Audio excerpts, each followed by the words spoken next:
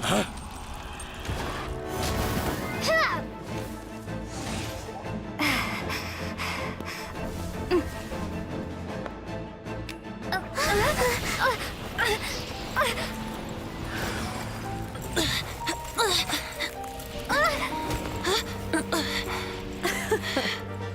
At last, Mondstadt's rodent ruler in the flesh.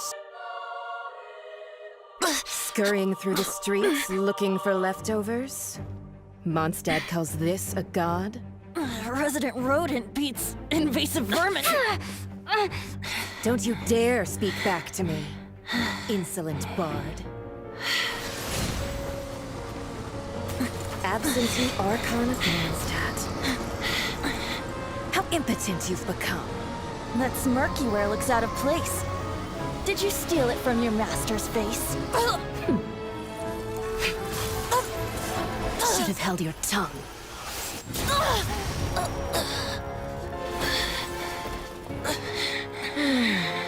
So, this is a Gnosis, Wouldn't be caught dead wearing this ugly thing in public.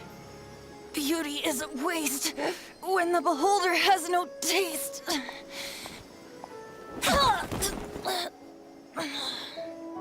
Venti!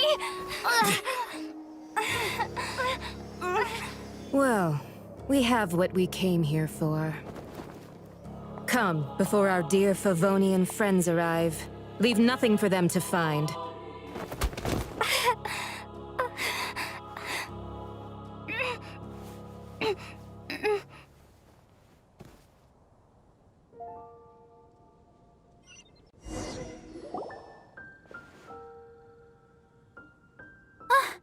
Honorary Knight, you're awake.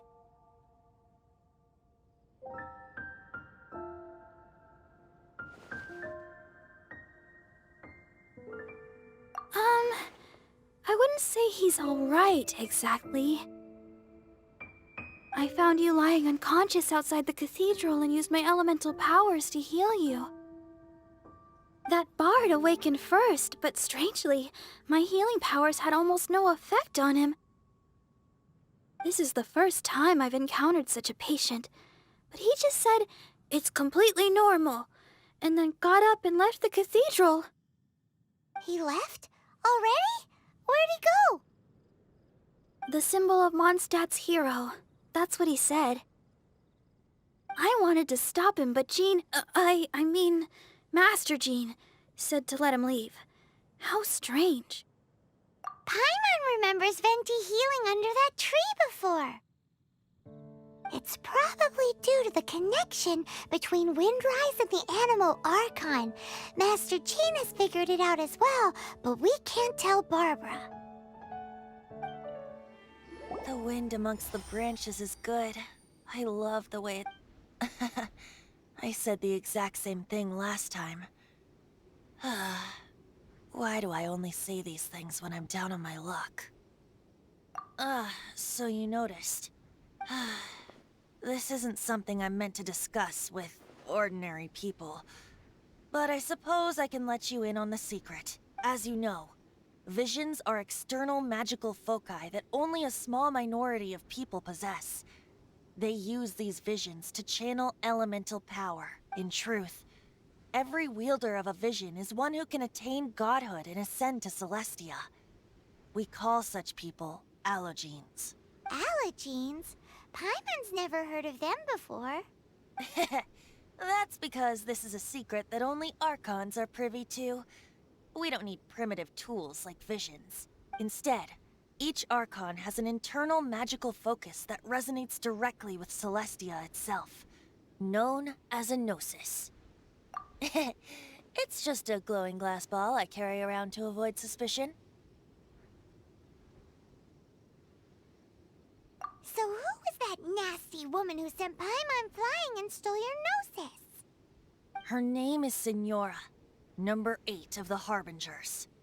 She and the rest of the Harbingers have been given godlike executive authority by the Tsaritsa of Snezhnaya, and with it, strength surpassing that of other mortals. The Tsaritsa of Snezhnaya? Isn't that... Indeed.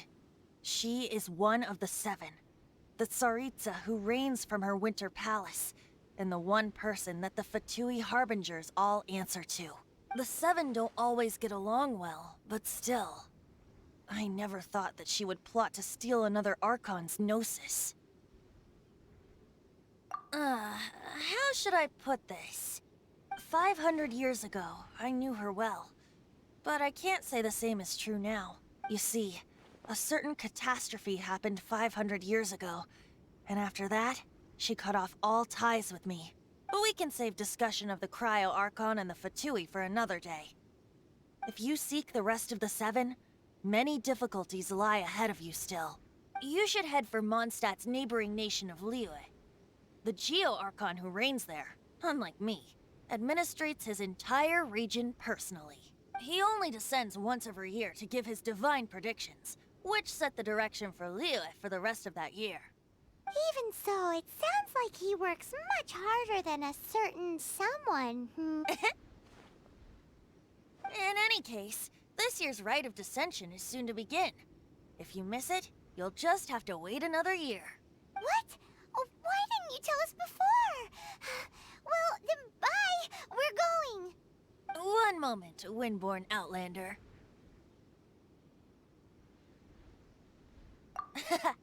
Just use it gratefully. Or, better yet, treat me to a glass of dandelion wine. Traveler, as you set off on your journey once again, you must remember that the journey itself has meaning. The birds of Tevat, the songs in the cities, the Tsaritsa, her Fatui and the monsters, they are all part of your journey. The destination is not everything. So before you reach the end, keep your eyes open. Use the chance to take in the world around you. Great. So, that's that for the Animo Archon's admonishments. Back to Venti time. If you want to chat, now's the time. A bard stays not always in a single climb. Up till the end, Dvalin remembered his duty as one of the Four Winds. As such, I don't intend to forcibly strip him of that duty and force my ideals of freedom onto him. I just hope that Dvalin will be able to choose for himself and understand what freedom is. Before I became an Archon, I too was taught the meaning of freedom in this way by a friend. If you want to chat, now's the time. A bard stays not always in a single climb.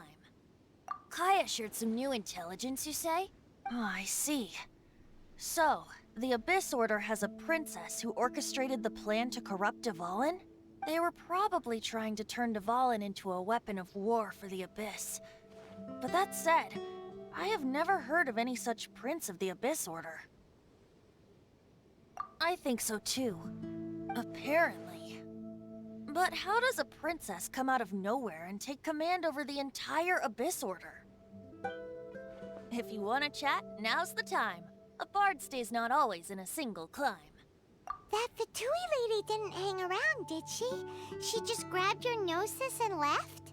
She wanted to avoid any eyewitnesses from the Knights of Favonius. The slightest slip-up here would have destroyed the Fatui's diplomatic relations with the Knights. So they're just gonna keep acting like Mondstadt's allies as if nothing happened? If only the Seven Nations had banded together against the Abyss Order in the first place. The Fatui possess the strongest military among the Seven Nations, yet they've used it to steal the Holy Lyre, covet the power of gods, and use Dvalin as a bargaining chip against the Knights. Speaking of the lyre, didn't Diluc say something like this before? He said that the Fatui could only run amok across the Seven Nations and threaten the Knights because of the Harbingers. Yes. As I said earlier, the Cryo Archon has given them authority and strength beyond that of other mortals. The Tsaritsa... I haven't seen her in 500 years. What is she thinking? What's her plan? Whatever the answer is, I have a feeling it's only going to make your search for the Seven all the more difficult. If you want to chat, now's the time. A bard stays not always in a single climb. As I said before, vision wielders are known as allogenes and may ascend to Celestia. A Gnosis is a higher-order nexus of elemental manipulation and is emblematic of an Archon's status as one of the Seven. But as for which of the Seven took your sister, I'm sorry, I don't know. Wait, as one of the 7, I'm not clear of suspicion yet either, am I?